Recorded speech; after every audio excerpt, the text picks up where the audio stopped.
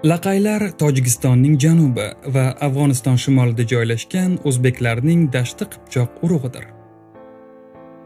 Ular qadimdan Panj va Kafarnixon daryolari atrofida ko'chmanchi hayot kechirgan va 19-asr oxiridagina o'troq hayot kechira boshlashgan.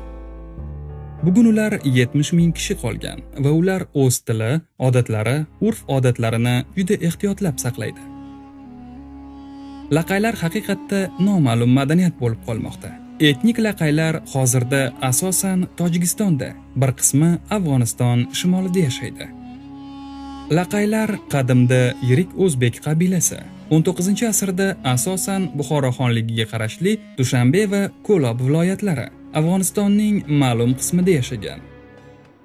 Laqaylar Osiyo qumliklarida yashagan qadimgi turkiy xalqlarining avlodlari hisoblanadi.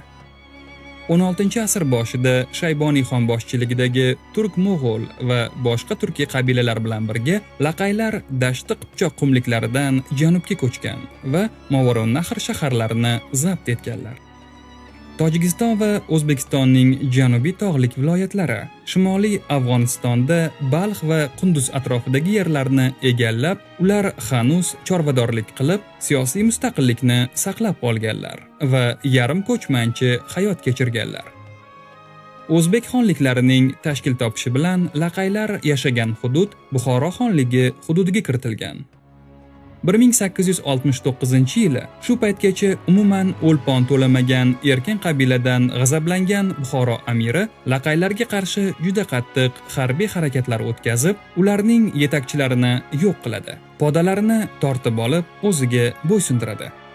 1889-yili laqaylar majburan o'troq hayotga ko'nikib, qishloq xo'jaligi bilan shug'ullana boshlaydi va Buxoro bilan siyosiy harbiy ittifoq tuzadi.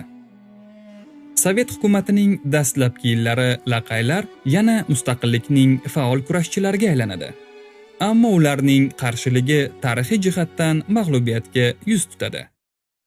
Ayrim oilalar Shimoliy Afg'oniston hududida qoladi. Asosiy qismi Amudaryoning shimoliy qirg'og'idagi yerlarda qolib ketadi. Hozirgi kunda Tojikiston laqaylari o'zbek xalqining bir qismi sifatida o'z etnik odatlarini saqlab keladi. Laqaylar soni bo'yicha Shimoliy Buxoroda 3-o'zbek qabilasi bo'lgan. 1924-yili 25400 ta laqay bo'lgan. 1917-yilgacha ular ko'p edi.